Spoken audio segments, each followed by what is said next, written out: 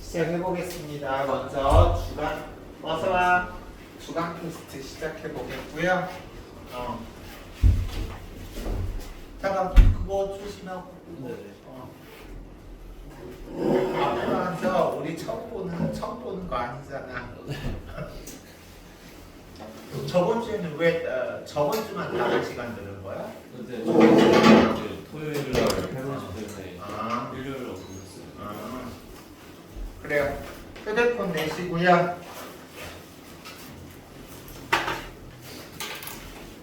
다들 휴대폰 안 내시고 있으면 내시고 주간 테스트 시작하고 과제 검사 같은 거 하고 진행할게요. 이게 더 큰 거 같아?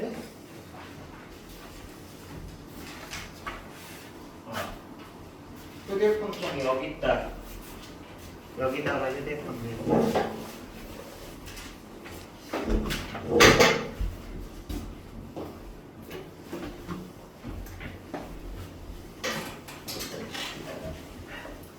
먼저 테스트지 나눠드릴게요.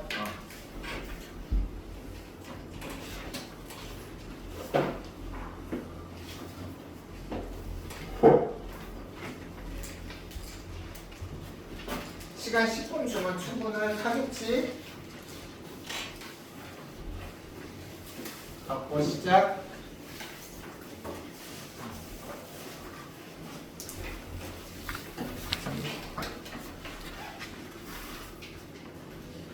나 왜 널 자꾸 승민이라고 하냐? 알고 보니까 너 이지원인데? 지원이?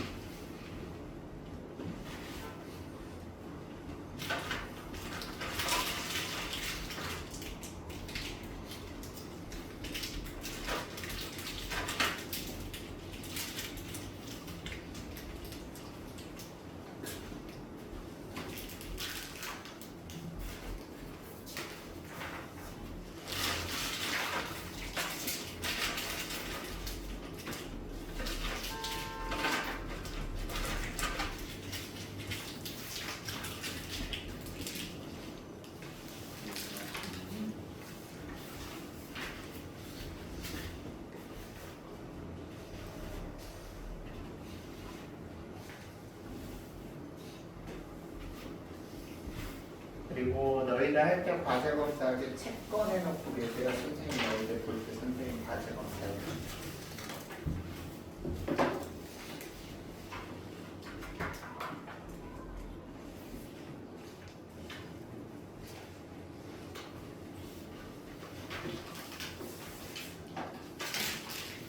잘했고.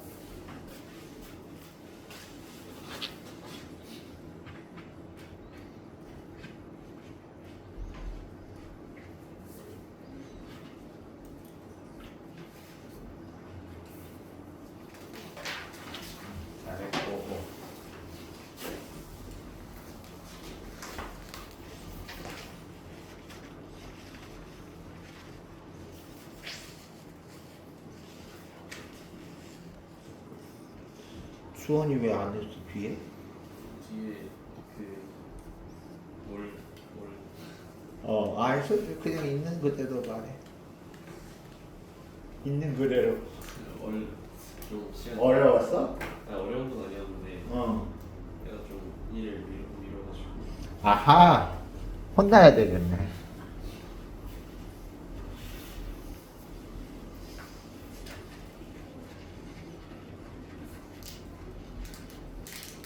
오, 특이했으면 좋겠다.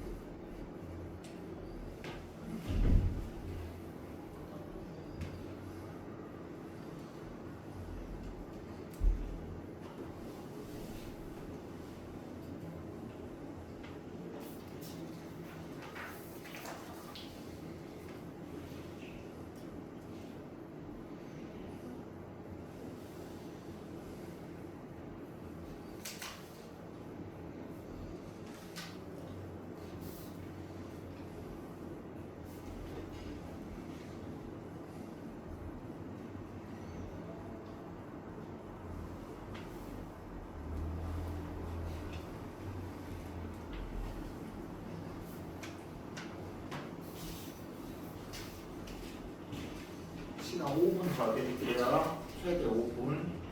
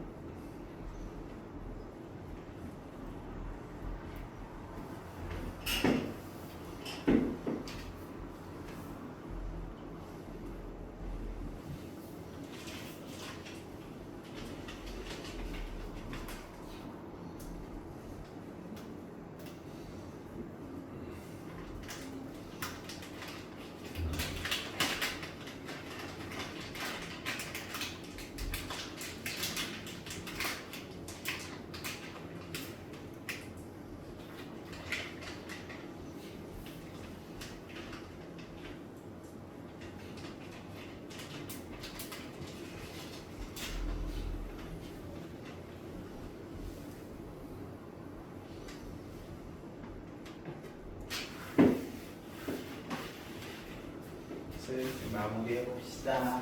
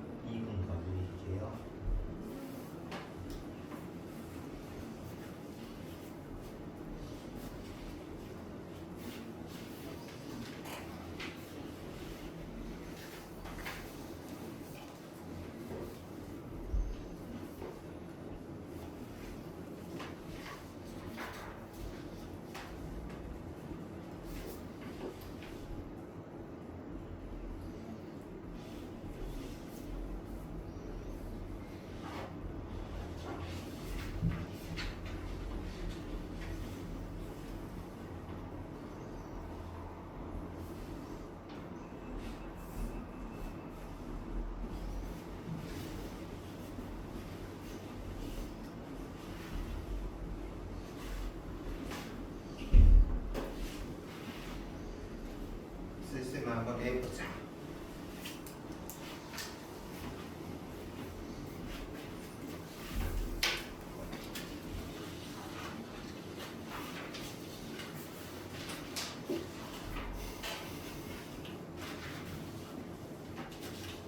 그렇지.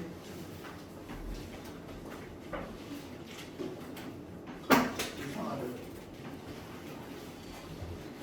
아까 5분 시간에도 잘만 썼던 바가지 인쇄는 프린트가 어디가 쓰고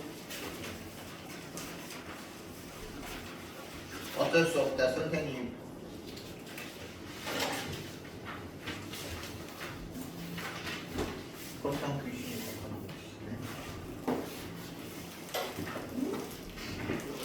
선생님 화면에 띄워드릴게요.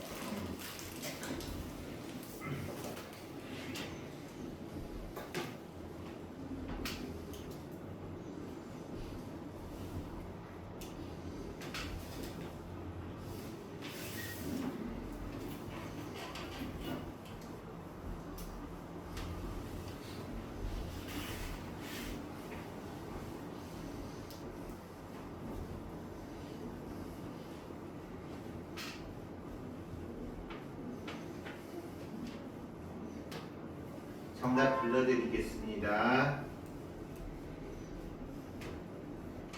1번의 순서대로 일단 보이나요? 스스로 할 수 있겠어. 내가 안 불러줘도. 네.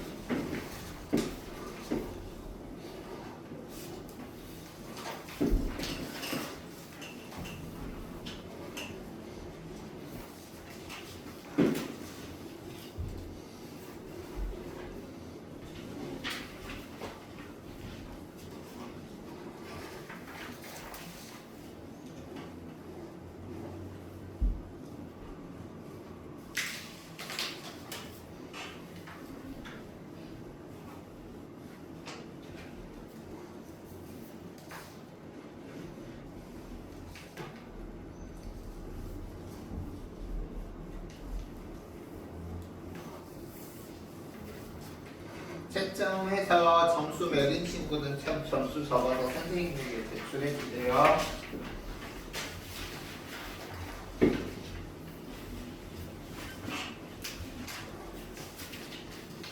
어우, 잘했어. 또 다음 친구. 승민이도, 나 왜 자꾸 널 승민이 되니? 지원이도 잘했어.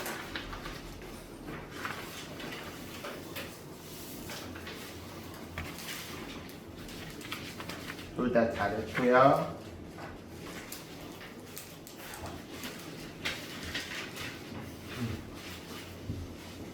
과제 검사까지 마쳤으니 조금 있다가 이제 채점을 준비합시다. 이것만 선생님 입력하고.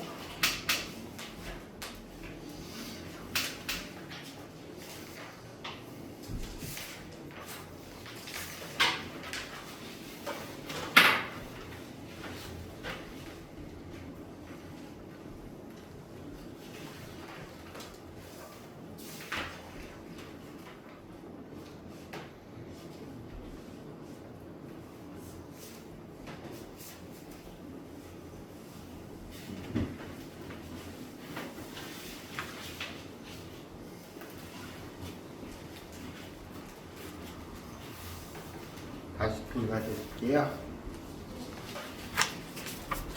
혹시 여기 주간 테스트에서 자기가 틀린 거에서 왜 이게 정답인지 이해 안 가는 거 혹시 있는 친구들 질문해 보세요.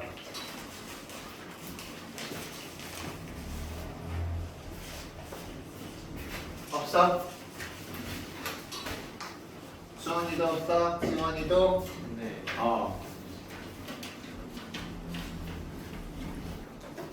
그래요. 그러면 우리 채점 해봅시다. 1주차 거 12쪽 보시면 되겠습니다. 12쪽.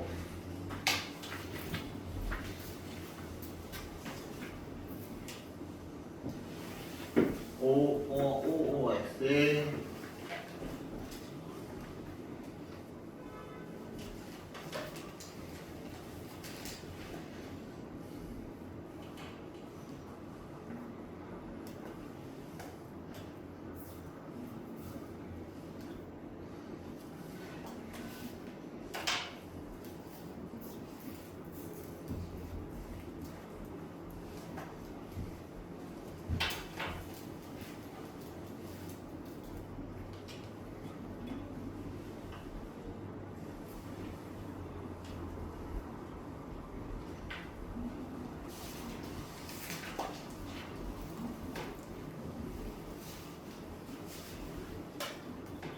일번에 3 4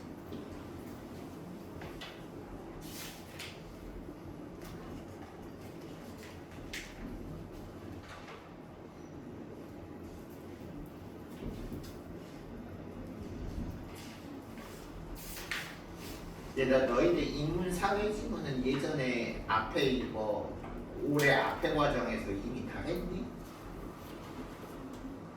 인문 사회 지문 지금 우리가 교재 보니까 계속 독서가 과학 지문만 나와 있어요. 앞에 다 했었어? 아쉽다. 선생님 개인적으로 과학기술 지문 안 좋아하고 근데 계속 과학기술 지문만 나와서 궁금해서 물어봤어. 다 됐어요? 네. 2번에 1, 3번에 5.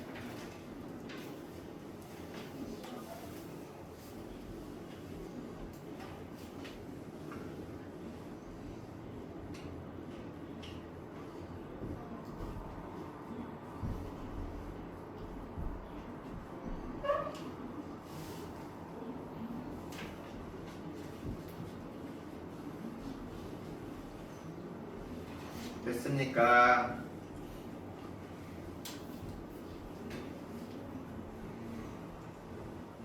됐어?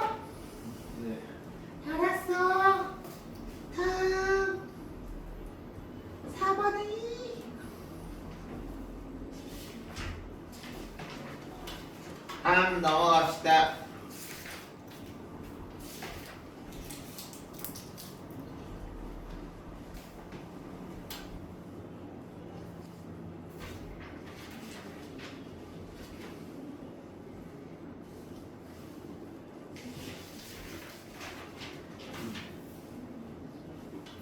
그 다음에 7문제, 소 작은 문제 7개 연달아 있는 거.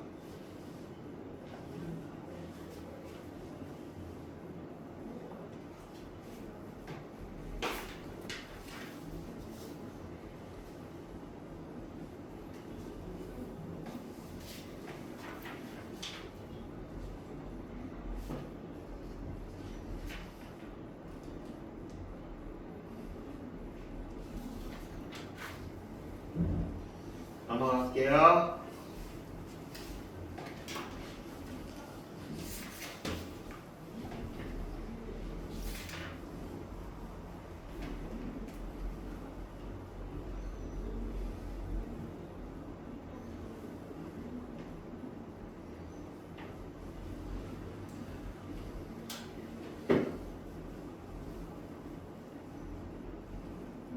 이번에 5.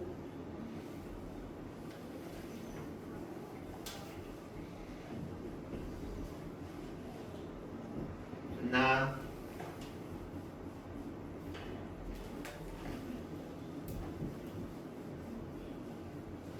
3번에 3, 4번에 5.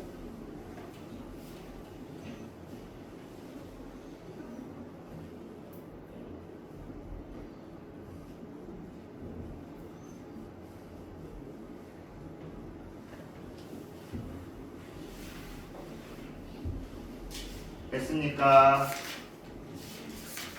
이제 문항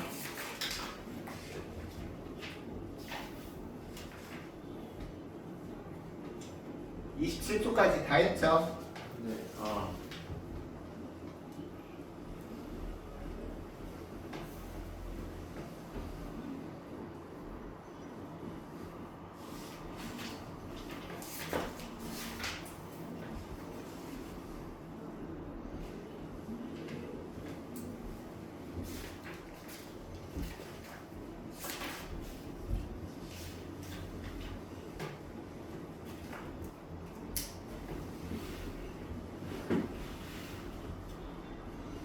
됐습니까?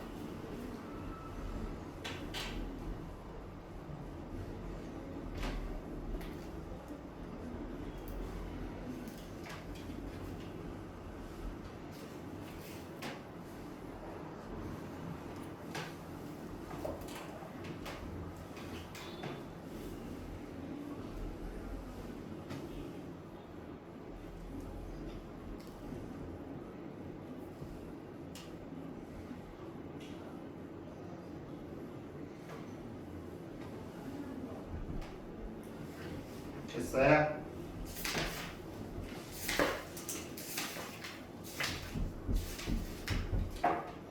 어휘 할게요. 1번에 군중, 2번에 탑재하다, 3번에 병목, 4번에 사념, 5번에 파괴, 6번에 형제, 7번에 느낌, 8번에 성분, 가루, 그리고 9번에 앞뒤, 이치, 10번에 2, 11번에 3, 12번에 2, 13번에 1, 14번에 4.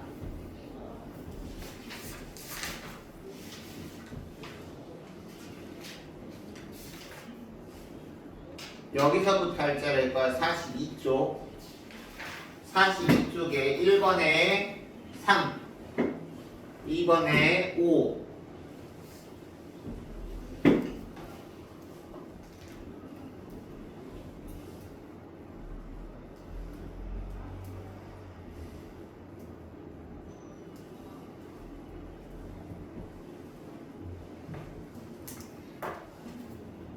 다음 3번에 5, 4번에 1,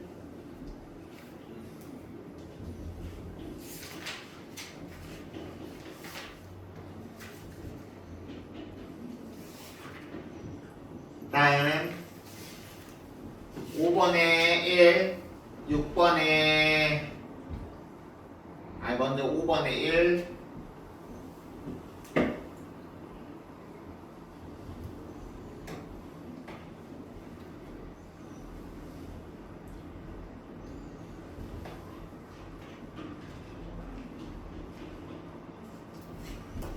됐나요?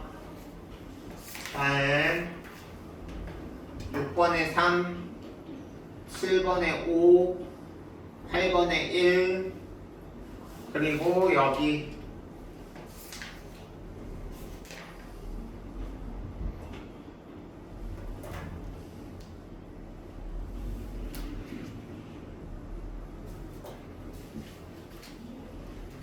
됐죠?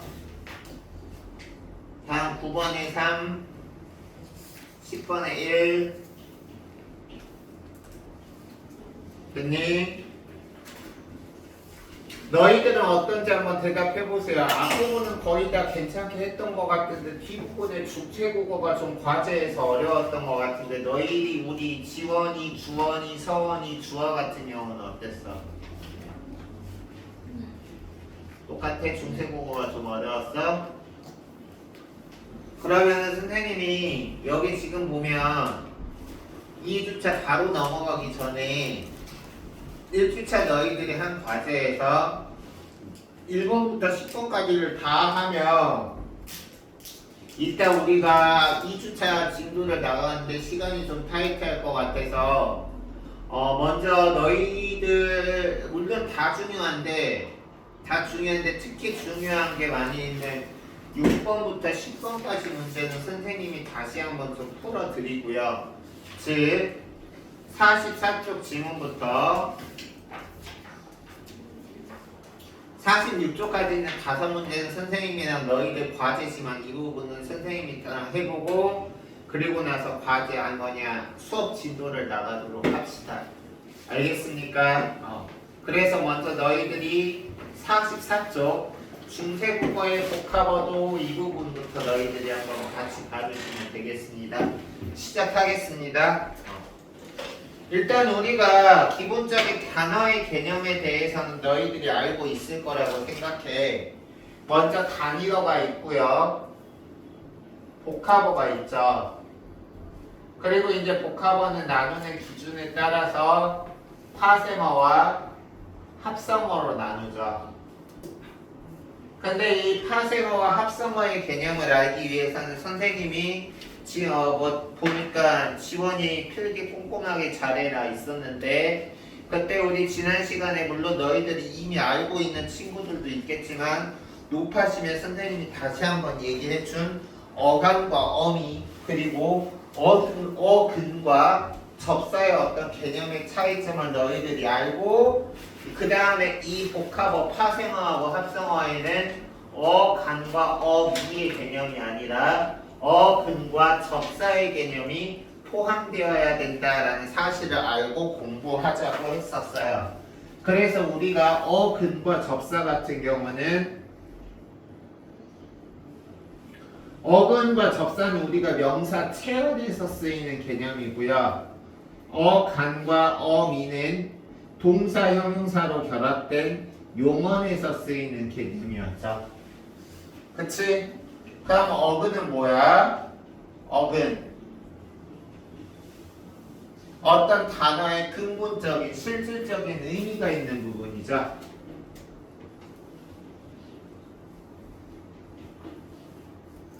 그리고 우리가 접산을 하는 역할이 영어의 접두사와 접미사가 그러한 것처럼 우리의 접사 같은 경우도 어근의 앞뒤에 붙어서 의미를 더하거나 제한한다.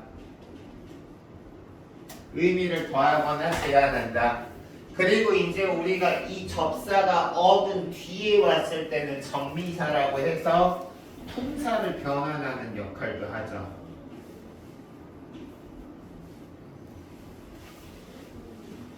그리고 이제 우리 어간과 어미 같은 경우는 예를 들어서 먹다, 먹고, 먹지만, 먹을지라도 할 때 먹과 같은 용언이 활용할 때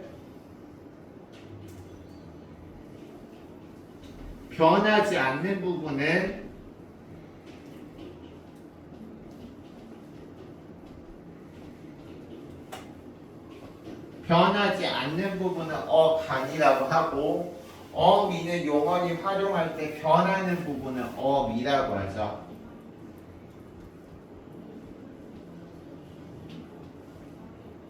그래서 일단 너희들이 이 어근과 접사 그리고 어간과 어미의 개념은 명확하게 해주시고 우리가 이 현대국어나 중세국어의 복합어에서는 바로 이 어근과 접사의 개념을 적용한다라고 알아두시면 되겠어요. 그래서 여기서도 나왔지만 중세국어의 복합어도 현대국어처럼 어근과 어근이 결합된 합성어 그리고 파생어는 어근 플러스 접사다. 이렇게 지금 설명이 나와 있는 거죠. 그리고 이제 세 번째 줄 보시면 중세국어의 합성어 중 합성 명사와 합성 동사는 다른 것에 비해 다양했다라고 했는데 파생어의 경우 접두 파생어 경우에는 이런 개념이 붙여야죠. 중세국어는 접두 파생어보다 접미 파생어가 많았다. 중요 표시하시고요. 접미 파생어가 많았어. 그리고 그 유형도 다양했다. 그래서 여기 지금 보면 말과 소에서 마소 그리고 쌀밥 명사 플러스 명사로 되어 있는데 마소와 쌀밥의 차이는 무엇이냐? 얘는 말과 소해서 두 성분이 대등한 관계를 이루는 대등합성어고 쌀밥은 밥 중에서 쌀로 된 밥해서 앞에 성분이 뒤에 성분을 수식하는 종속합성어이다. 그래서 여기 보면 종속합성어를 만들 때 쌀밥과 같은 종속합성어를 만들 때는 이거 밑줄 치세요. 선행 요소로 관형격 조사가 사용되기도 하고 예를 들어서 우리 국어에서도 쌀밥 하지만 우리가 쌀의 밥이라고 할 수도 있잖아요. 그래서 선행 요소로 관형격 조사가 사용되기도 하고 관형어나 용언에 관형 사형이 사용되기도 있다. 예를 들어서 우리가 여기 봐봐. 좋은 음식을 먹자 할 때 이때 좋은이라는 관형어는 좋다라는 용언이 관형 사형으로 사용된 거죠. 그래서 여기 보면 관형사나 용언에 관형 사형이 사용되기도 했다. 그리고 여기 보면 관형격 조사가 사용되는 경우 대체로 여기 지금 이거 별표 쳐야죠. 선행 요소가 무정물일 경우에는 우리가 관형격 조사로 스가 사용됐고 유정물일 경우에는 우리가 여기서처럼 지금 보면 닭에 알 하는 것처럼 의가 사용됐는데 중세국어에서는 관형격 조사가 이것만 있는 게 아니라 얘도 있다라고 배웠고 얘 같은 경우는 우리가 모음조화 원칙에 따라서 앞에 양성 모음이 있을 경우에는 얘가 쓰이고 음성 모음이 있을 경우에는 얘가 쓰인다라고 배웠어요. 음성 모습이래. 모음. 알겠니? 그래서 이와 같은 합성명사는 그 구조가 국어의 문장 구조와 일치한다라는 거는 우리 국어에서는 관형사가 체형 앞에 와서 관형사를 수식해 줄 수 있잖아. 그래서 예를 들어서 쌀밥 같은 경우도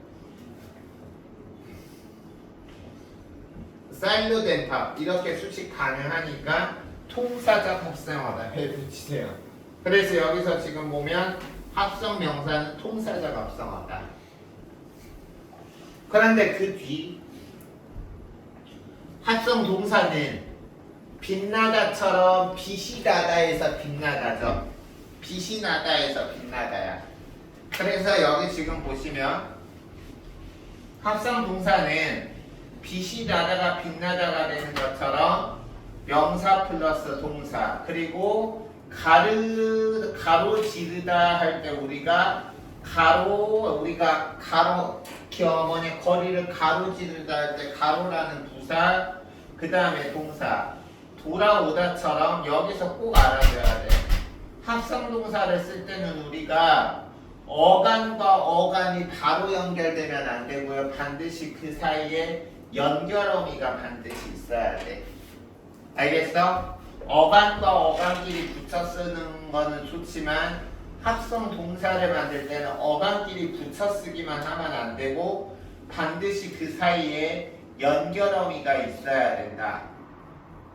그리고 여위 시들다처럼 여위다라는 동사 어간과 그리고 여기서처럼 동사 어간 얘 같은 경우는 우리가 잘 봐봐. 동사 어간과 동사 어간이 연달아서 쓰이면 이거는 문법적으로 어긋난 비통사적인 합성어고요. 이 동사의 어간과 동사의 어간 사이에 연결어미가 쓰여서 사용될 경우에는 이때는 우리가 통사적 합성어라는 거 기억하세요. 그냥 어간끼리 바로 연결되면 비통사적 합성어고 어간과 어간 사이에 연결어미가 사용됐을 때는 통사적 합성어라는 거를 기억을 하자. 그래서 여기 지금 보면 빛나다 명사 플러스 동사는 우리가 빛이 나다라고 해서 우리가 명사하고 동사 사이에 이라는 것이 주격조사가 생략된 거니까 통사적 합성어고 가로지르다 해서 우리가 부사가 동사를 수식할 수 있으니까 통사적 합성어고 근데 여위 시들다 같은 경우는 우리가 아까 말했다시피 동사의 어간끼리만 사용되면 우리가 반드시 연결어미가 있어야지 어간끼리 바로 연결되면 비통사적이라 그랬죠. 그래서 우리가 동사의 어간 플러스 동사의 어간은 비통사적 합성어라는 거 기억하시고 그 다음에 비통사적 합성어는 검다와 붙다처럼 합성 형용사에서도 사용된다. 그래서 합성 형용사는 명사 플러스 형용사 그리고 형용사 어간 플러스 형용사 어간 형용사 어간 형용사 어간이잖아. 어간과 어간이 합쳐져서 다양하지 못했다라고 해서 합성 형용사는 모두 다 비통사적 합성어다.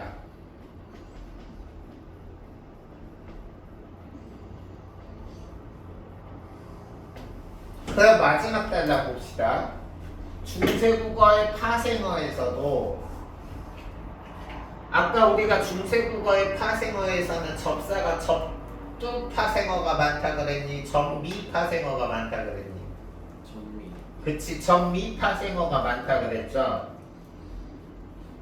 그래서 중세국어에서는 접두 파생어보다 접미 파생어가 많은데 접두 파생어는 기름은 기름인데 참기름, 참깨로 된 기름 그리고 받다는 받다인데 티 받다처럼 여기 알아두세요. 중세국어에서 접두사는 어근의 뜻을 더하기만 했다.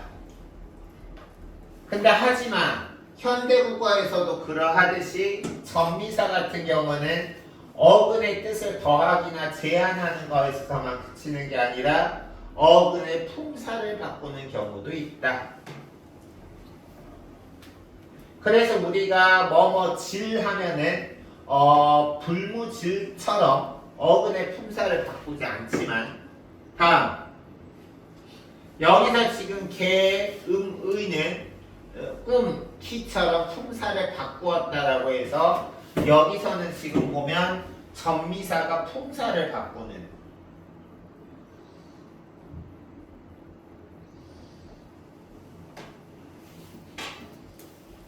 전미사의 예를 든 거죠. 그래서 여기 보면 이 사례를 통해 알 수 있듯이 15세기 국어에서는 어근으로 쓰이는 용언 어간이 모음으로 끝나면 음이 결합했다. 여기 지금 보면 용언어가 꿈을 꾸다 할 때 꾸에서 모음으로 끝나잖아. 모음으로 끝날 때는 우리가 아래 하나 으 없이 그냥 물과 결합했으며 알겠어? 그리고 어근 끄등절의 모음이 양성 모음이냐 음성 모음이냐에 따라서 우리가 사용되는 게 달라졌다라고 나와 있죠. 여기서 지금 보면 양성 모음일 때는 이의를 쓰고요. 그리고 음성 모음일 때는 이의를 썼었죠. 됐어요? 그래서 우리가 지난 시간에 배운 내용하고 연결되는 부분은 연결해서 선생님이 지금 설명을 해줬고 이것을 바탕으로 해서 문제를 풀어보죠. 6번 보시면 윗글을 통해 알 수 있는 내용으로 적절하지 않은 것은 이라 그랬는데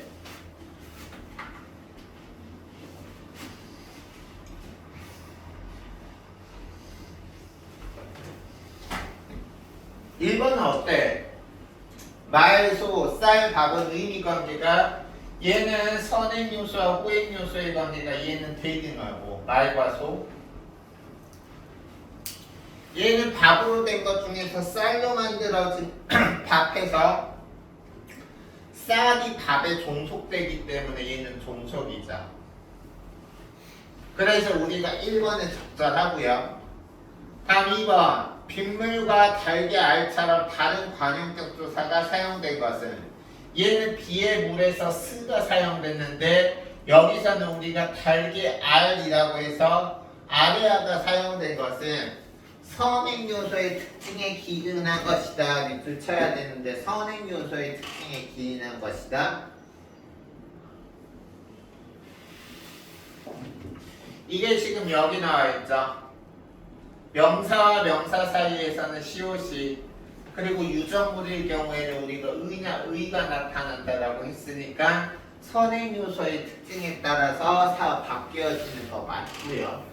따라서 우리가 2번도 맞습니다. 다음 3번 가로지르다는 우리가 분사 플러스 동사로서 합성적인 우리가 통사적인 통사적인 것이었고 돌아오다 같은 경우는 우리가 다시 가로지르다는 부사 플러스 동사였고 돌아오다 같은 경우는 돌다에다가 오다인데 거기에 아라는 지금 여기서 연결어미가 쓰인 거죠. 됐어? 그러면 이게 3번이 정답이 되려면 가로지르다라는 것도 우리가 어간과 어간이 결합된 거여야 되는데 3번에서 가로지르다는 용언의 어간 플러스 용언의 어간이 아니라 가로지르다에서 가로는 우리가 부사라는 품사고 얘는 동사이기 때문에 우리가 어간이 연결된 게 아니죠. 알겠어? 그래서 여기서는 지금 연결어미 유무에 따라서 된 것은 아니다. 따라서 정답 3번이고요. 다음 감푸르다라는 거는 우리가 색채 형용사는 우리가 다 비통사적 합성어라 그랬어.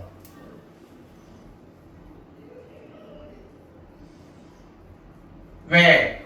색채 형용사가 다 비통사적인 이유는 연결어미 없이 용언의 어간과 용언의 어간이 결합하는 것이기 때문에 우리가 색채 형용사 같은 경우는 항상 여기 연결어미가 사용되지 않았기 때문에 비통사적인 합성어라고 보면 된다.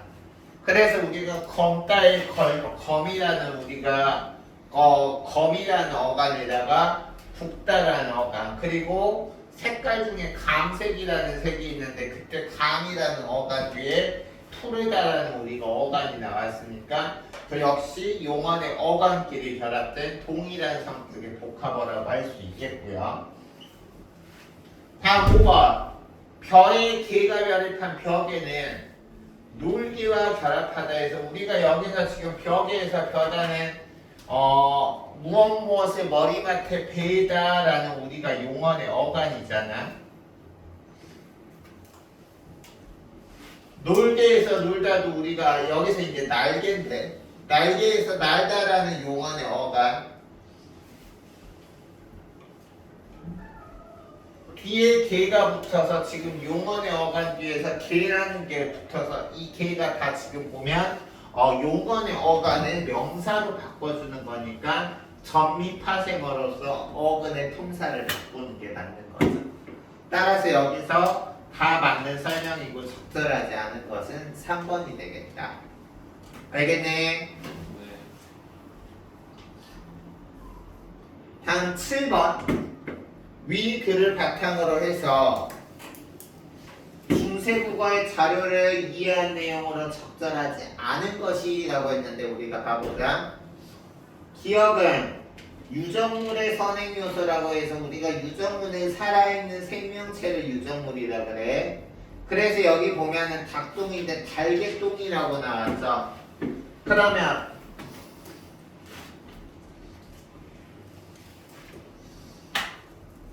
여기서는 지금 보면 원래대로 하면 아가 양성모음이고 양성모음일 때는 관형격 조사가 이게 쓰이는 거잖아. 그래 안 그래? 그러니까 양성모음이면서 유정물일 때 이게 결합한 거 맞고 이거는 똥 중에서 달개똥이라고 해서 닭이 똥에 종속되니까 종속합성어 맞는 거죠. 다음 2번 용언의 관형사형과 명사가 결합했다라고 해서 황소가 나왔는데 여기서 황소라 한쇼라고 하는 거는 한이 우리가 용언의 어간으로 크다라는 의미를 가지고 있어요. 그래서 우리가 하다의 한이라는 관형사형에다가 소가 결합된 합성명사 맞는 거고. 다음 3번 디귿은 명사어근과 동사어근 즉 친구할 때 벗이라는 명사어근과 A를 B로 삼다 여기다 너희들 학교에서 뭐 consider ASB, think of ASB 공부했을 텐데 무엇 무엇으로 삼다 할 때 그 삼다라는 동사 어간이 지금 결합된 거야. 알겠어? 아까 우리가 명사 플러스 동사는 통사적 합성어라고 그랬죠. 빛나다가 통사적 합성어였던 것처럼 명사 플러스 동사는 통사적 합성어입니다. 다음 리을은 어간 모음으로 끝나 매개 모음 없이 미음이 파생됐다라고 했는데 리을은 어간이 모음으로 끝났대. 그리다에서 그잖아. 그리다에서 선생님이 잘못 말했네. 그리다에서 그가 용언의 어간이 아니라 그림에서 그리가 어간으로 여기서 지금 보면 용언의 어간 그리가 이 모음으로 끝나서 우리가 모음으로 끝날 때는 매개 모음 없이 그냥 미음이 붙는다 그랬죠. 그래서 우리가 그림 맞고요. 다음 미음은 선행사의 선행요소에 전미사 의가 결합했다 맞지? 그래서 우리가 크다의 크에다가 의가 붙어서 퀴라고 해서 너 키 몇 센치냐 할 때 그 키가 바로 퀴라고 해서 크 플러스 용언의 어간 플러스 의가 붙인 거다라고 생각하셔야 되겠습니다. 따라서 여기서 다 맞고 잠깐만 선생님이 마지막 5번 다시 미음은 선행요소가 지금 나와가지고 뒤에 의가 결합해가지고 키라는 명사가 바꿨는데 이 부분 선생님이 설명 안 했지? 어근의 품사를 바꾸지 않은 게 아니라 어근의 품사를 바꿨지. 그치? 원래대로 하면 크다에서 크 하면은 효문의 용언의 형용사 어간인데 그걸 우리가 결합해서 키가 됨으로써 형용사가 명사로 바뀐 거니까 이거는 어근의 품사를 바꾼 경우에 해당한다. 따라서 적절하지 않은 것은 5번이다. 알겠나요? 다음 8번 보자.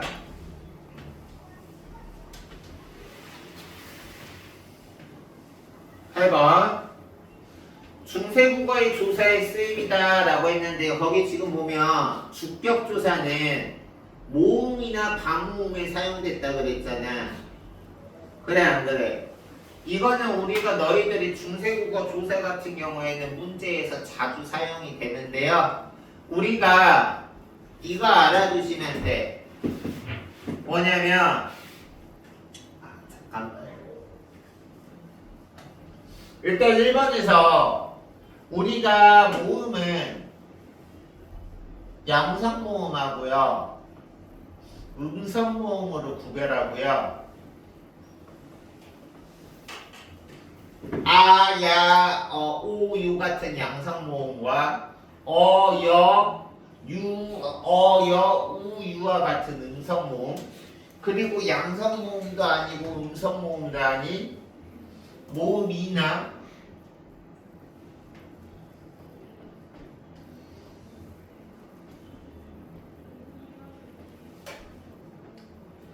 이렇게 셋으로 나눌 수 있어요. 알겠어? 그래서 우리가 이런 거 같은 경우는 어디에서 지금 사용이 되냐면 어떨 때 적용이 많이 되냐면 우리가 분사격 조사에 대해서 선생님이 중세국어의 분사격 조사하고 연결해서 왜 모음을 이렇게 양성모음, 음성모음 그리고 양성모음, 음성모음도 아닌 단모음이나 단모음 2로 구별하는 연습을 해야 되는지 설명할 텐데 우리가 현대국어에서는 부사격 조사가 뭐밖에 없어요? 에밖에 없어요. 에. 알겠어? 나는 집에 갔다 할 때 에. 나는 12시에 잠들었다 할 때 에. 현대국어에서는 부사격 조사가 에밖에 없는데 이게 중세국어로 가면 어떻게 바뀌냐면요. 부사격 조사가 다양하게 바뀌는데 이 현대국어의 부사격 조사 에가 중세국어로 가면 양성모음 뒤에서는 에로 쓰이고요. 저거는 양성모음 뒤에서는 에라고 쓰이고요. 그리고 음성모음 뒤에서는 그냥 원래대로 에라고 쓰이고요. 그리고 모음이나 반모음에서는 이게 어떻게 쓰이냐면 에도 아니고 에도 아니고 어떻게 쓰일까? 예라고 써요.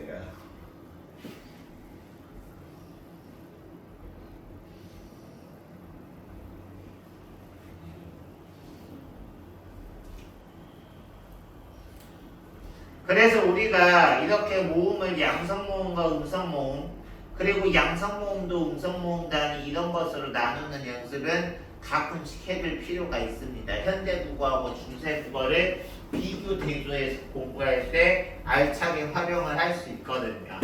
알겠어요? 나 갑자기 드립센 넣어놨어. 주원아 해줘? 알차게도 쓸 수 있어. 재미없겠다. 안 할래. 너 저번에 그거 써먹는다고 외웠잖아. 써먹었어? 네. 혹시 왕따 안 당했니? 그래서 이렇게 여기 지금 보면 이거랑 그리고 목적격 조사 을를 이것도 양성모음, 음성모음으로 구별하는 거고요.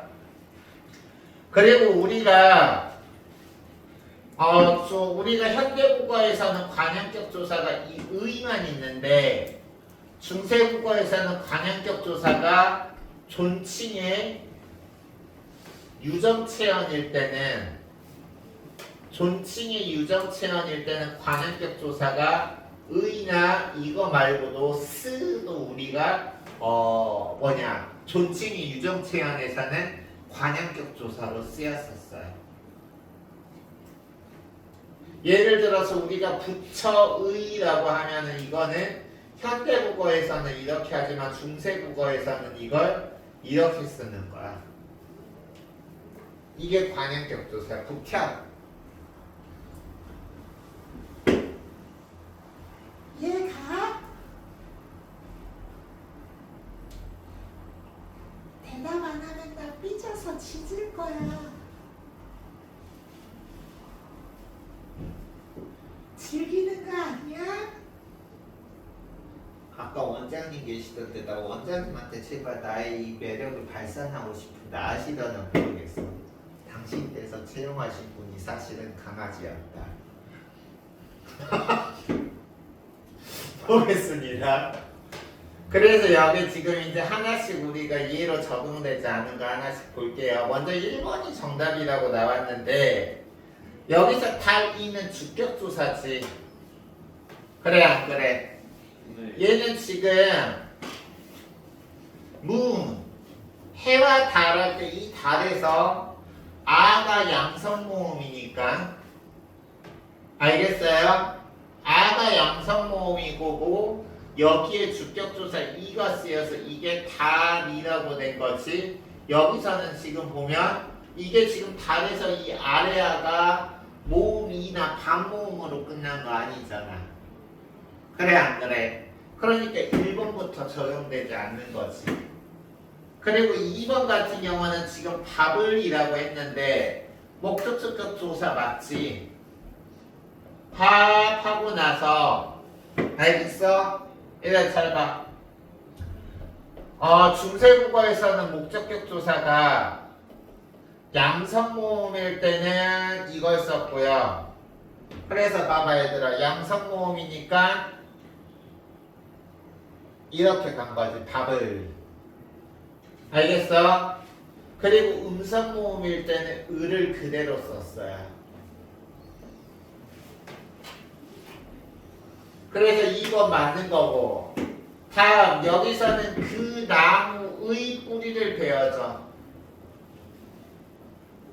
그래서 여기 보면 무정명사나 사물이니까 무정명사나 존칭의 유정체현 앞에서는 우리가 스가 쓰인 거야.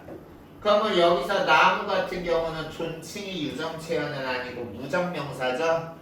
무정명사에다가 우리가 의 대신에 중세국어에서는 스를 관형격 조사로 썼다. 맞는 거지. 다음 맑은 물로 못을 만든 맑은오라 라고 했는데 여기서는 지금 물에서 맑은 물로에서 르가 쓰였는데 여기서 지금 보면 물에서 칠판 봐봐. 르로 끝나는 체현 뒤에 부사격 조사 로가 쓰인 거니까 맞죠? 이해가니?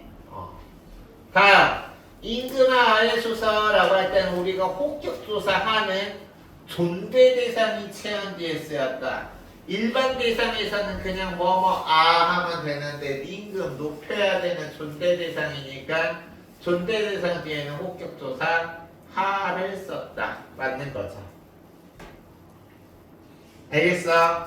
따라서 정답 1번. 다음 9번. 9번 보시면 다음은 중세국어를 학습하기 위한 자료일 때 적절하지 않은 것이라고 했는데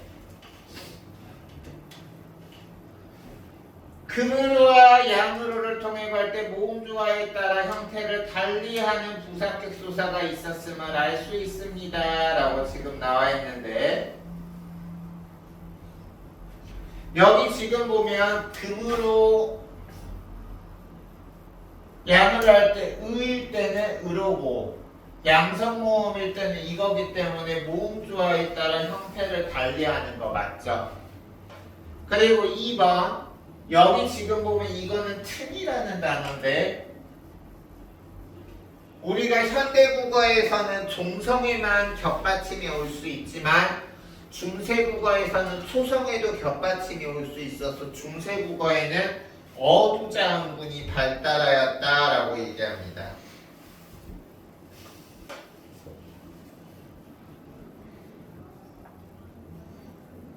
그래서 중세국어에서는 어두자음군이 가능했다라는 걸 지금 말하는 게 2번이고요. 3번 니르샨을 통해 니르샨 같은 경우는 여기 지금 보면 이르신 양으로 하리이다 할 때 이르신이잖아. 그럼 여기 보면 주체인 수다를 높이는 선어말어미가 쓰였다라고 했는데 봐봐.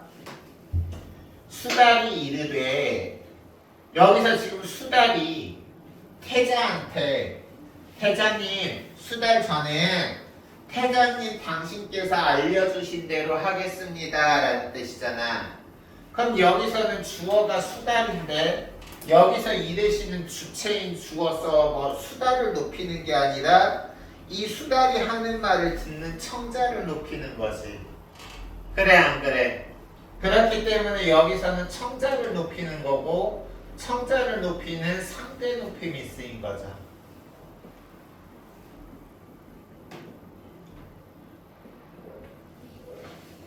그래서 여기서 적절하지 않은 정답은 3번이고요.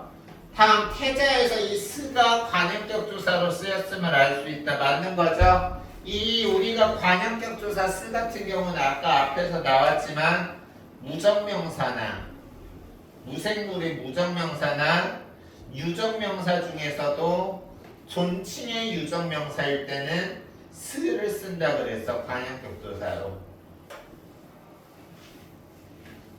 됐어요?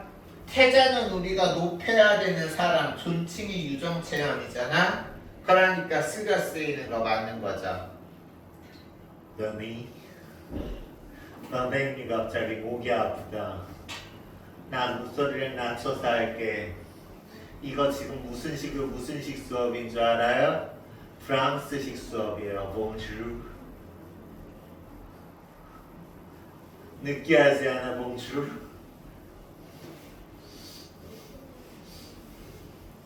나 주원이가 그렇게 봐서 나 삐졌어. 나 안 해. 왜? 그냥 해. 4번까지 이해 갔습니까? 네. 다음 5번 해볼게요.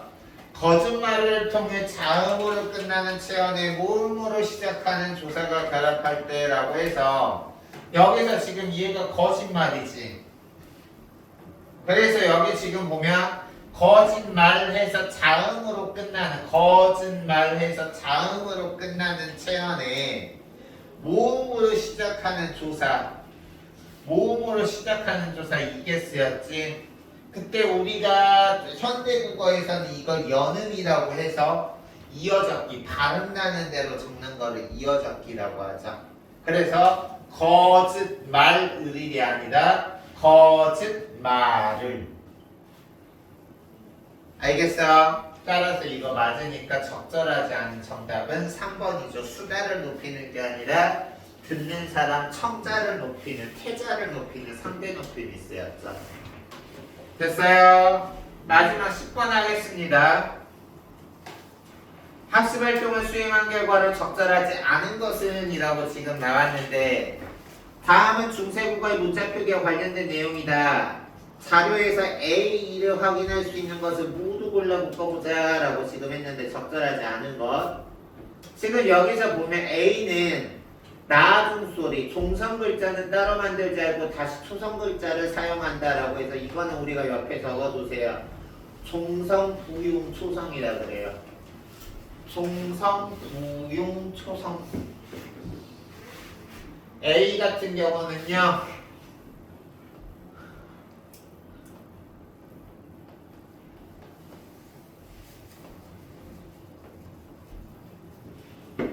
이러한 어떤 현상을 종성, 부용, 초성이라고 합니다. 여기서 부자는 아니 부자가 아니라 중복하다, 거듭적게 하다 할 때 복자를 부라고 써서 종성에 있는 거는 초성에 있는 것을 그대로 다시 한번 쓴다라는 거야. 종성, 부용, 초성. 알겠어요? 그래서 여기 지금 보면 다 지금 여기서 1번 붓 그리고 짝 그리고 흑 다 지금 이거 초성에 있는 거를 중성에 그대로 사용한 거 맞죠? 그렇지? 그래서 잠깐만 선생님이 선생님 지금 단어 하나 잘못 봤다. 일단 여기 지금 보면 A에서 붓은 맞죠? 붓은 동성부용초성의 원칙에 해당되는 거 맞지? 근데 얘들아 여기서 지금 보면 거기에서 지금 짝 여기서 지금 뭐냐 이거 같은 경우는 동성부용초성이 아니라 뭐야? 얘 같은 경우는 어두자음군이죠. 적어도 어두자음군 현상에 해당하는 거기 때문에 1번은 여기서 아닌 거지. 알겠어? 그래서 여기에서 적절하지 않은 거 정답이 1번이고 그럼 나머지 보겠습니다. 이응을 수능 글자 아래에 쓰면 순경음 글자가 된다 그래서 순경음이 사용된 것을 고르면 되는데 여기서 지금 순경음이 사용된 건 얘들아 보면 요거죠. 그치? 그러니까 맞고 다음 디귿 첫소리를 어울러 사용하려면 즉 어두자음군을 사용하려면 세로로 나란히 쓰는 게 아니라 가로로 나란히 쓰라는 거야. 알겠어? 그리고 종성에서도 겹받침했을 때 가로로 나란히 써야 된다. 봐봐. 이게 그것에 해당되는 예죠. 그치? 그래서 맞는 거고요.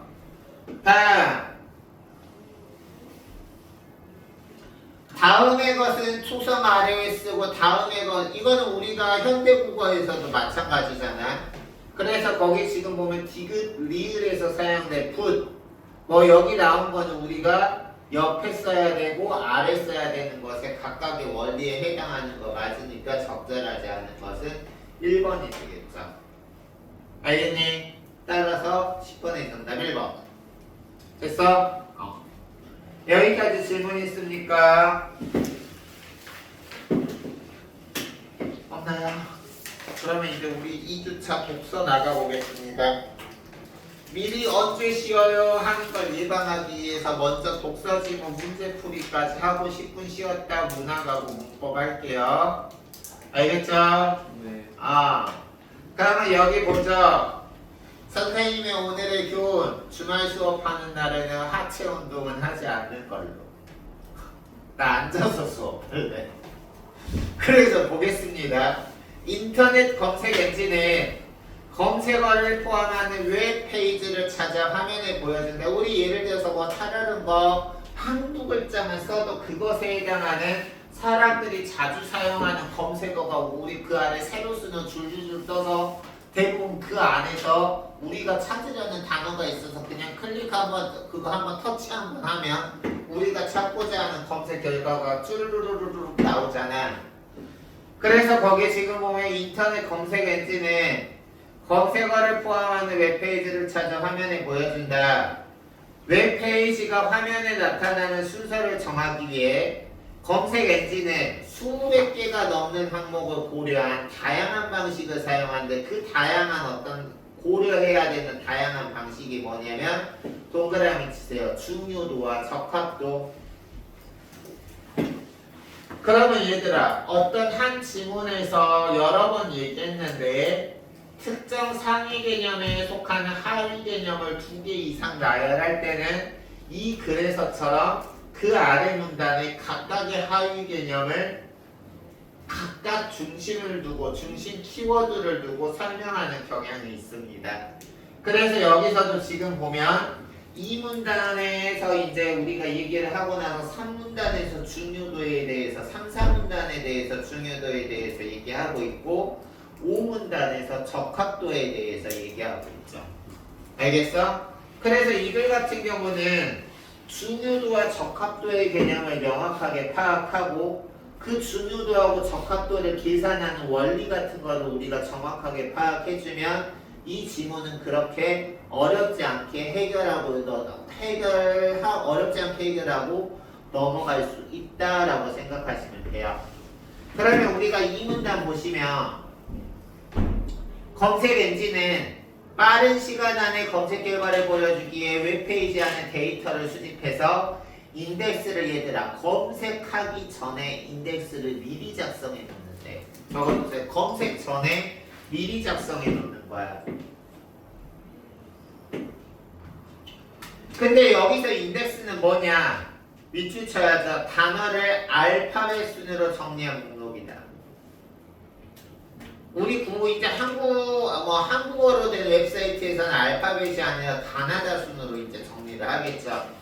그래서 인덱스란 단어를 알파벳으로 정리한 목록으로 여기에는 각 단어가 등장하는 웹페이지와 빈도수 동그라미 치세요. 웹페이지와 단어의 빈도수가 저장되는데 이때 여기서 중요도가 함께 기록되는데 그럼 여기서 선생님 같은 경우는 이 문단에서 네 번째 줄 웹페이지와 단어의 빈도수 밑줄 치시고요. 그것과 그 아랫줄에 있는 중요도 밑줄 쳐서 이 두 개의 개념이 서로 밀접한 개념이구나. 이퀄 관계로 나는 표시해 놓을 수 있을 것 같아. 웹페이지와 단어의 빈도수 이퀄 페이지의 중요도. 내 말 이해가?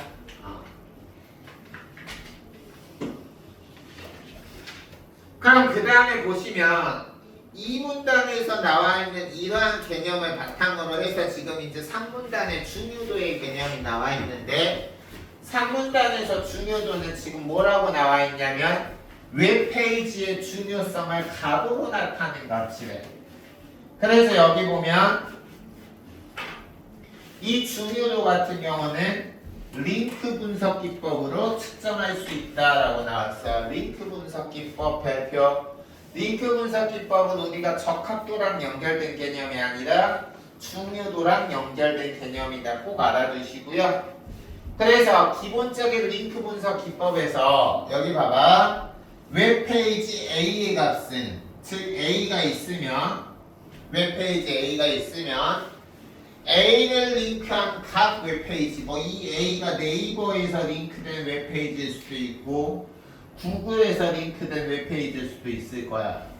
그래서 여기 보면 웹페이지 A는 A를 링크한 각 웹페이지 네이버 아니면 구글과 같은 각 웹페이지로부터 받는 값의 합이다. 즉 여기서 2를 받으면 여기서 2를 받고 여기서 2를 받으면 이 A의 값이 4가 되는 거죠. 그래서 거기 보면 이렇게 받은 A 값은 A가 링크한 다른 웹페이지에 균등하게 또 나눠진대. A가 링크된 다른 웹페이지 B나 C에 균등하게 또 이게 반반씩 나눠진다는 거야. 그래서 이 개념이 뭔 소리인지 모를 것 같으니까 그 아래 설명이 나와 있어. 즉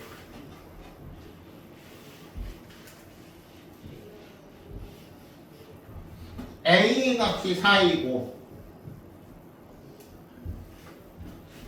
이 A가 두 개의 링크를 통해 각 웹페이지로 연결이 된다면 이때 A의 값 4는 그대로 유지되면서 두 웹페이지에는 각각 2가 보내진다. 근데 하지만 두 웹페이지가 실제로 갖는 값은 2가 아니고요. 이 두 웹페이지가 실제로 갖는 값은 2가 아니고 이 2에다가 댐핑 인자를 곱한 값이래.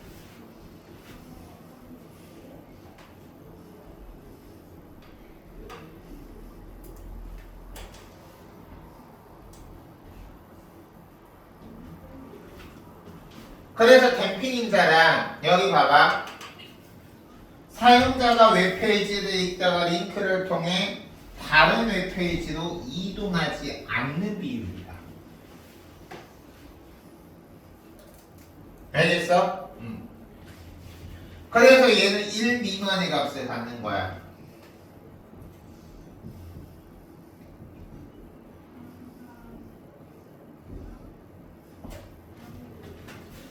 예를 들어서 댐핑 인자는 모든 링크에게 동일하게 적용되는데 가령 그 비율이 20%면 즉 이동하지 않는 비율이 20%면 댐핑 인자의 값이 0.8이야. 그럼 여기서 우리 생각해보자. 다른 웹페이지로 이동하는 비율이 클수록 댐핑 인자는 클까 작을까? 다른 한 링크를 통해 다른 웹페이지로 이동하는 비율이 크면 클수록 댐핑 인자의 값도 똑같이 커질까 작아질까? 작아져요. 주하는? 커지죠. 왜냐면 이거 말장난이지만 넘어가지 말라는 거야. 여기서 지금 보면 댐핑 인자 값은 이동하지 않는 비율이잖아. 즉 이동하지 않는 비율이 20%면 댐핑 인자는 0.8이고 만약에 이동하지 않는 비율이 60%면 댐핑 인자는 0.4라는 거잖아. 그래 안 그래? 그치? 그러면 얘도 여기 봐봐. 20%하고 60% 중에서 어떤 게 이동하는 비율이 더 큰 거야? 20%가 이동하는 비율이 더 큰 거지. 그래 안 그래? 그러니까 다른 페이지로 이동하는 비율이 클수록 댐핑 인자의 값도 성비례해서 커지는 거예요. 알겠어? 그래서 여기 보면 20%면 그 각각의 값이 0.8이고 그러면 아까 4가 반띵반등식에서 2가 나눠지면 거기에다가 댐핑 인자 0.8을 곱해서 2 곱하기 0.8, 2 곱하기 0.8에서 각각 1.6이라는 중요도 값을 갖는 거다. 그래서 이제 그 다음으로 넘어가면 웹페이지로 연결된 링크를 통해 받는 값을 모두 반영했을 때 이런 1.6과 같은 거 원래 값에다가 댐핑 인자를 곱한 값을 다 합쳤을 때 합친 값이 우리가 각 웹페이지의 중요도라고 나와 있고 여기 지금 밑줄 치세요. 웹페이지를 연결하는 링크들은 변할 수 있기 때문에 검색 엔진은 주기적으로 웹페이지의 중요도를 갱신한다라고 나왔습니다. 너희들은 혹시 주기적으로 검색하는 뭐 키워드나 그런 거 있나요? 너희들 경우에는 있어 없어? 없어? 선생님 같은 경우는 개인적으로 날마다 한 번씩은 꼭 검색해보는 그 검색창에 검색해보는 키워드가 있어요. 그래서 항상 나는 내 그 휴대폰 다음이나 네이버 검색창 보면 내가 그 검색창 누르기만 하면 그 키워드가 항상 자동으로 떠.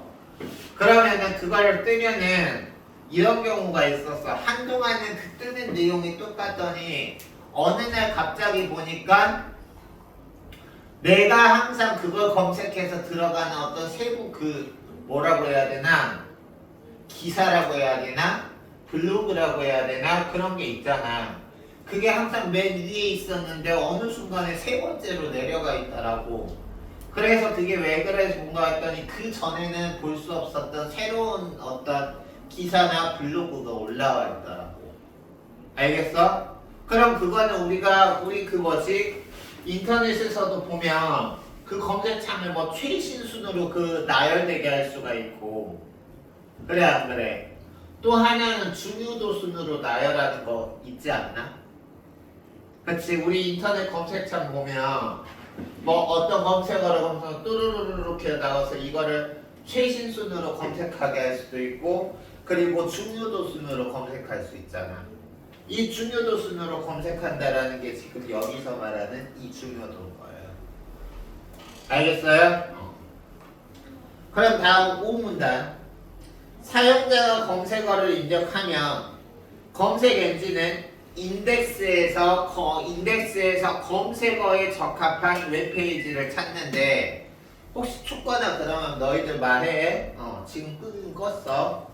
그래서 적합도는 단어의 빈도 그리고 단어가 포함된 페이지 수 그리고 글자 수를 반영한 시계값을 정해지는데 그 다음 우리 선생님 강조할게요. 별표.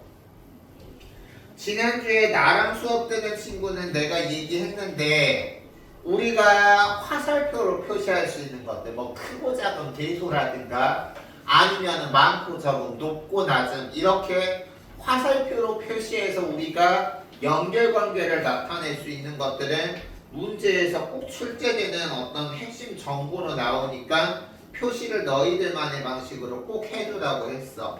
내가 지금 한 말이 무슨 얘기냐면 여기에서는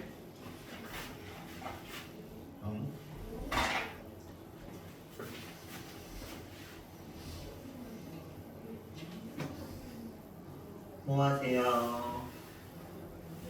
여기에서는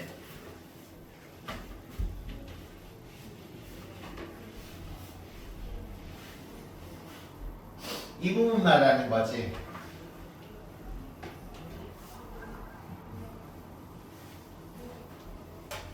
요거. 즉 여기 보면 검색어 많을수록 그리고 그 검색어 포함 타 웹페이지 수가 적어야 그 웹페이지가 부각돼서 나올 테니까 타 웹페이지 수는 적어야 되고 그리고 또 얘들 우리 이런 거 있잖아. 뭐 예를 들어서 40대에 준비하면 좋은 자격증 1위는 이렇게 검색하면은 너희들이 뭐라고 나오냐면 저 해당하는 적합한 결과를 찾을 수 없습니다. 좀 더 간결한 키워드를 검색해 보시겠어요? 이렇게 나오잖아. 너무 길게 입력하면 그거 말하는 거야. 그래서 평균 글자 수에 비해서 웹페이지의 글자 수가 평균 글자 수보다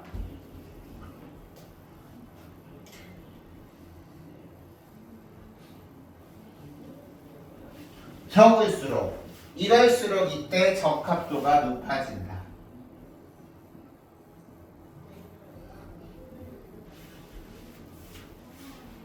됐어? 그래서 검색 엔진은 중요도와 적합도 기타 항목을 적절한 비율로 합산해서 화면에 나와 있는 웹페이지의 순서를 결정한다 라고 하면서 글을 맺고 있고 너희들이 지금 여기까지 보면 알겠지만 글의 길이는 상대적으로 우리가 지금까지 봐왔던 다른 것에 비해서 길지 않지만 이 나와 있는 정보 특히 우리가 51쪽일 거야. 51쪽의 3번 문제에서 보시면 이 51쪽의 3번 문제는 48쪽에서 3분단과 4분단에 나와 있는 중요도의 계산 원리를 실전에서 우리가 실전 어떤 형식에서 적용하는 문제, 실제로 그 계산 원리를 이런 거 적용하는 데 있어서 그 어떤 지문에 나와 있는 원리라든가 그 어떤 핵심 정보의 흐름을 너희들이 정확하게 파악하면 충분히 되는 건데 그게 물론 생각만큼 쉽지는 않겠죠. 그래서 여기서는 그렇게 지금 지문 길이 자체는 길지 않은 거 우리가 해봤고요. 선생님이 잠깐 시간을 드릴 테니 48쪽에서 49쪽 빈칸 채우기 한번 해보십시오. 48쪽에서 49쪽 빈칸 채우기.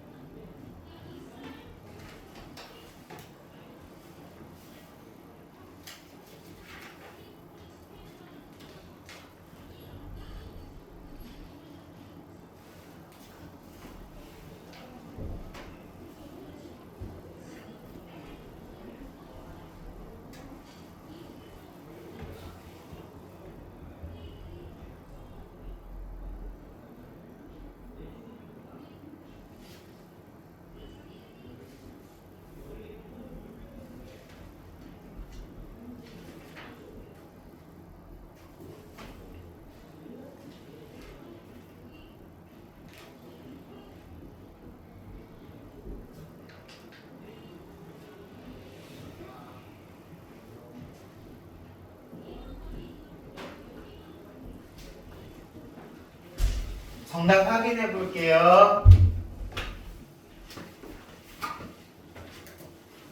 어머나. 이거 왜?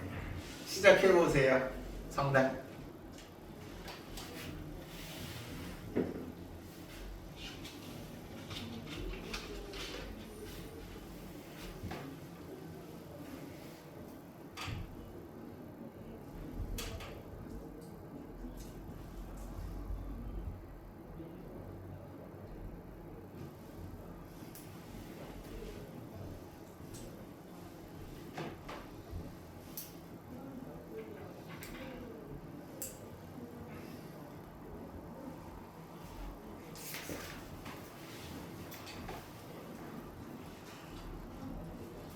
됐어요?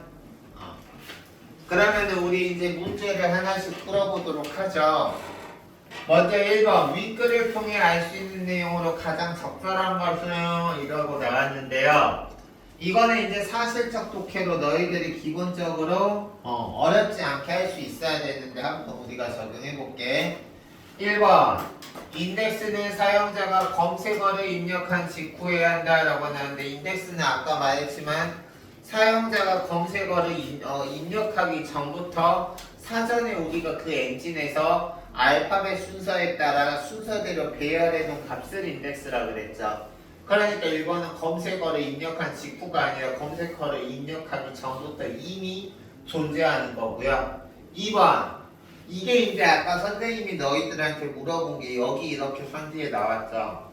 사용자가 링크를 따라 다른 웹페이지로 이동하는 비율이 높을수록 캠핑 인자가 커진다라 그랬는데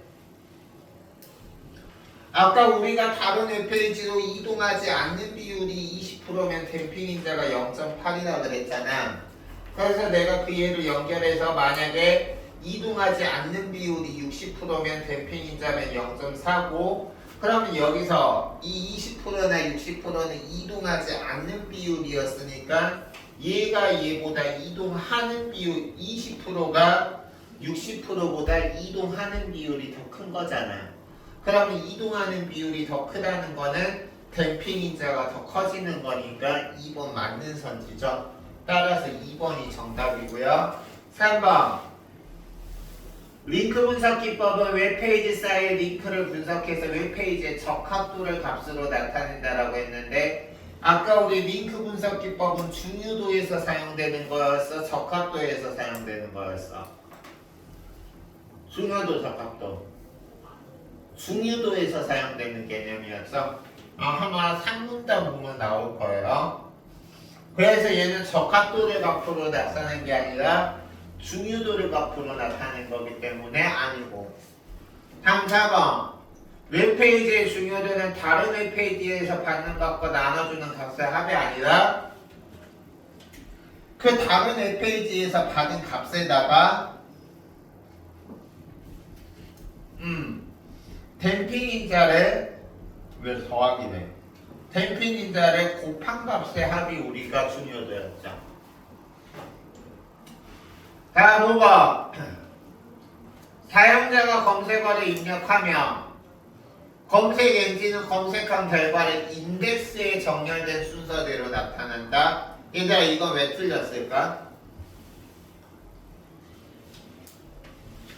우리가 검색 결과는 인덱스에 정렬된 순서가 아니라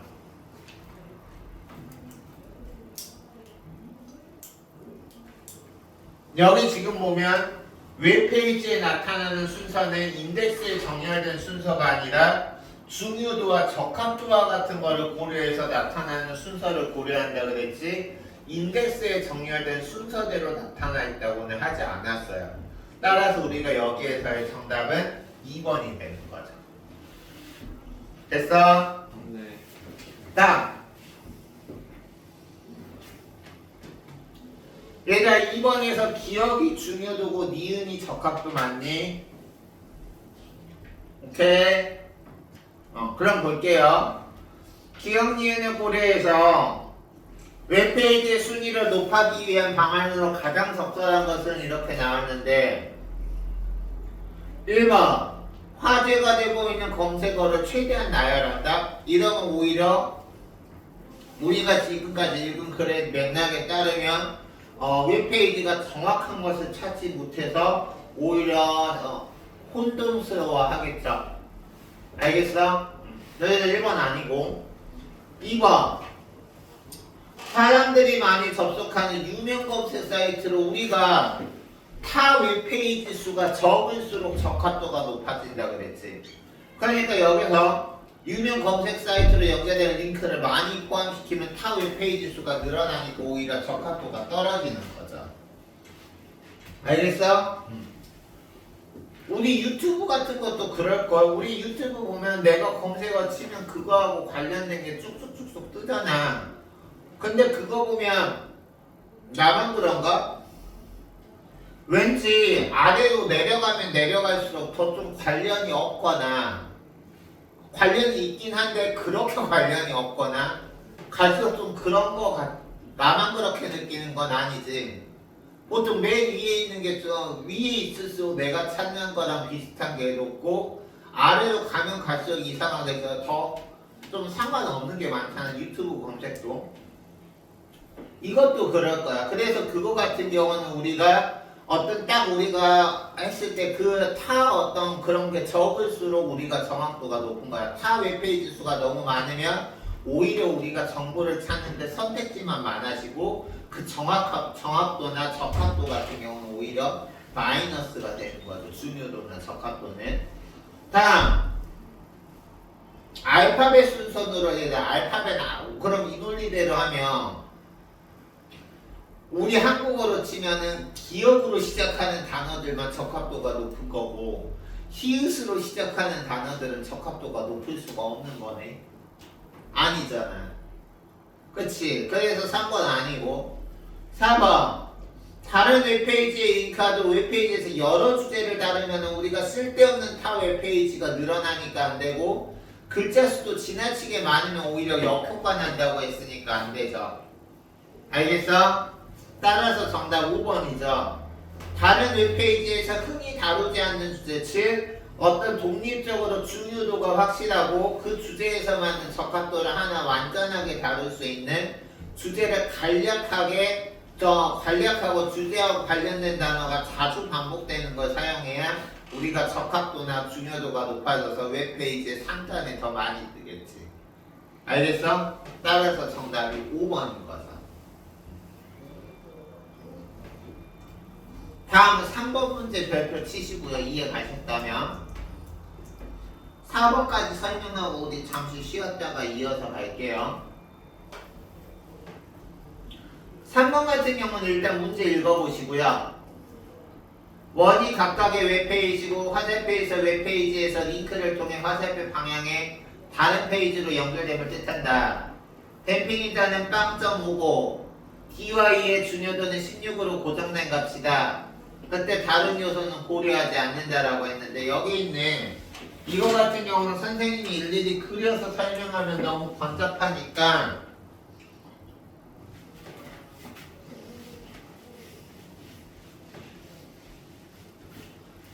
이 표를 내가 너희들한테 이해시켜주면 산지가 바로 해결이 될 수 있을 거기 때문에 이거를 먼저 봐줄게요.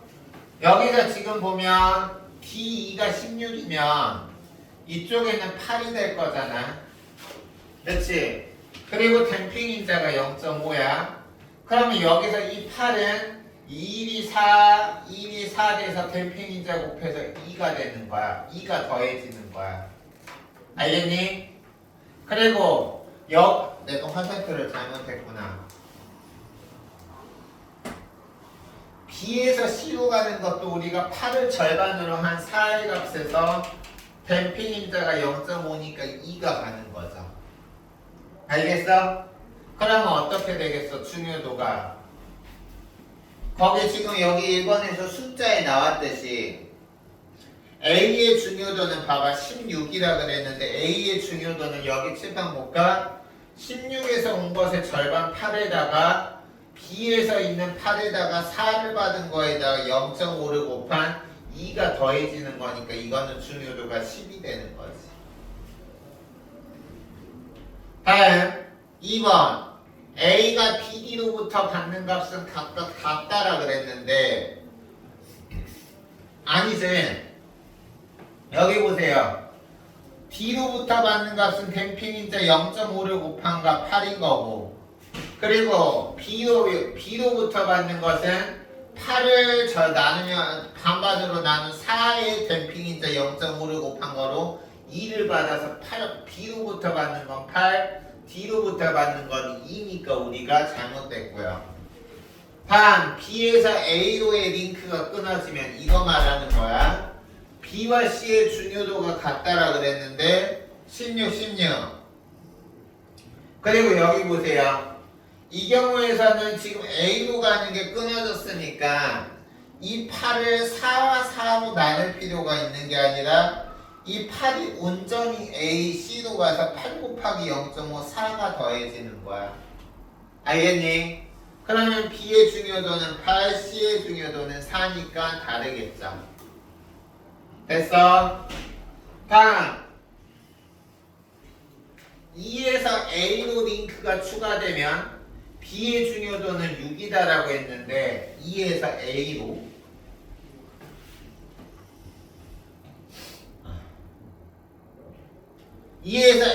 링크가 추가되면 여기 맨 아래 표 보세요. 2에서 A로 추가가 되면 B의 중요도는 6이 된다 그랬는데 보자.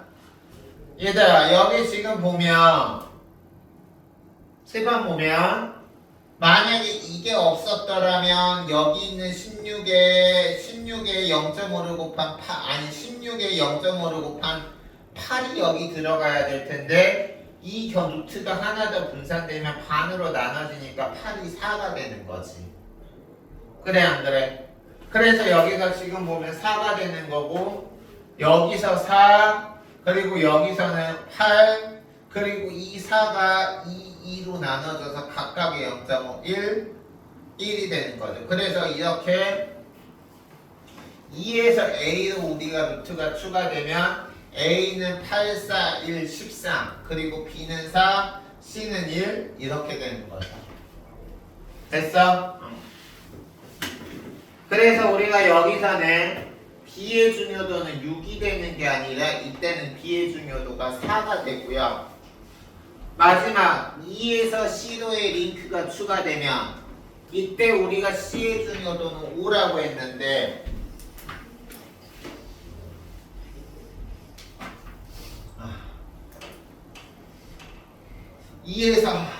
마지막 5번이죠 이거.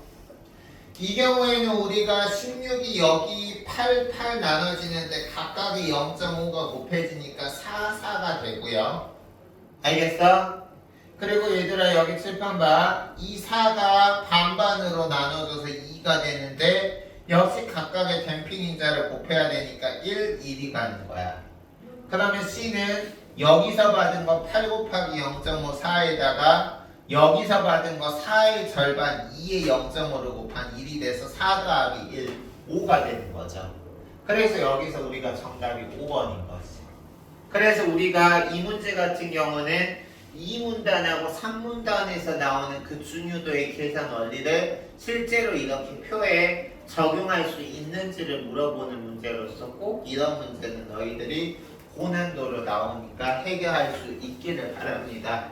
알겠지요?